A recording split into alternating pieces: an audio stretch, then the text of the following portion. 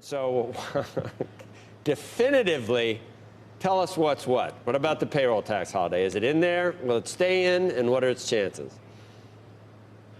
I believe it'll stay in as one of the elements of what we need to do. There is a large part of what we need, liability protection. We need people going back to work.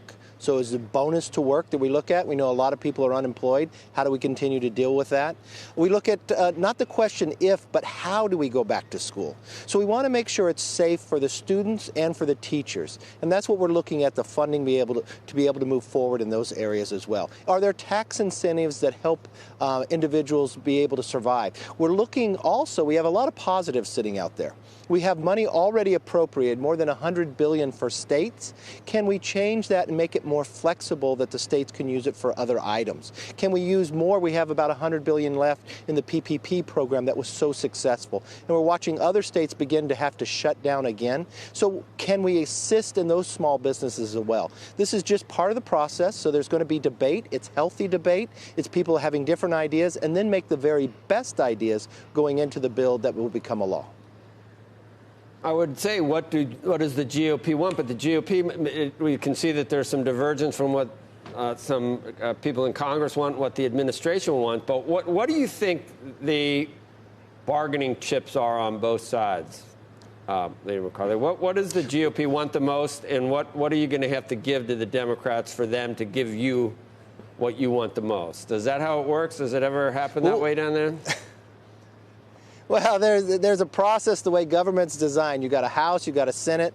Both will debate and move forward. The challenge will be, does the Democrats even want to have a bill? We've watched even to something that the nation united around police reform, that the Democrats in the Senate stopped it simply because they have this rule in the Senate that they need to go up just to debate the bill. They denied the right to even debate the bill, even though they were offered 20 amendments. In the House, we don't have something like that. We know what the Democrats passed in the House, more than $3 trillion, but much of that, and one example is they talk about cannabis more than they talk about jobs in that bill. A lot of that were things that all they wanted prior to COVID even existing, election reform and others. So I don't think that will survive inside any bill. The real focus will be what helps this nation to be sure that we're safer, what helps the nation get back to work, what helps our students within schools, and what helps not only just the schools but small businesses with liability protection to be able to move forward. I think in that limited scope, we can find the things that you Republicans and Democrats can unite around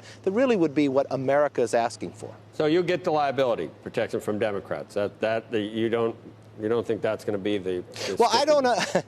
Now, remember, it is not an easy thing for Democrats. The Democrats denied us liability reform when it came to masks. In our very first bill, 3M could have provided us millions of more masks, but the Democrats wouldn't go forward because the trial lawyers had a problem with it. So it wasn't until our second COVID bill were we able to get them there. And so we had a problem getting enough masks there. We've watched Nancy Pelosi time and again hold up when we were going for small business PPP. She held up our CARES bill. She held up the renewing of funding for it. So I envision that this bill doesn't get done by the end of July. I envision that same process happens probably with the Speaker holding it up, trying to get something else into the bill. Well, probably in the first week of August before we make this happen.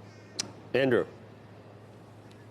Leader, can you just, because I think it's worth the audience understanding it, what you just said about the 3M, the masking issue, related to liability, because I get lots of people emailing about liability protection saying, why do we need any more liability protection? If you get a flu, a company isn't responsible for liability in that case. Can you sort of just walk the audience through it? I'll walk the audience directly through it. There are already more than 1,000 lawsuits between school districts, businesses, and others claiming that you got COVID there, even though we cannot prove where COVID came from if an individual was able to get it from a place. So you have a number of small businesses saying, here I am in a challenge, I'm not going to open back up. You have school districts saying, I'm not going to open back up because of the fear that I'm going to be sued for this. So why don't we give a protection to businesses, to schools, and others going forward? Let's go to 2019 on up to 2024 so we can move forward with this. I think it's critical for the economy, but more importantly for our education system, that they're not bogged down with thousands of trial lawyers just finding a way to bring bringing suit against them, thinking that this is a place that they would capture money.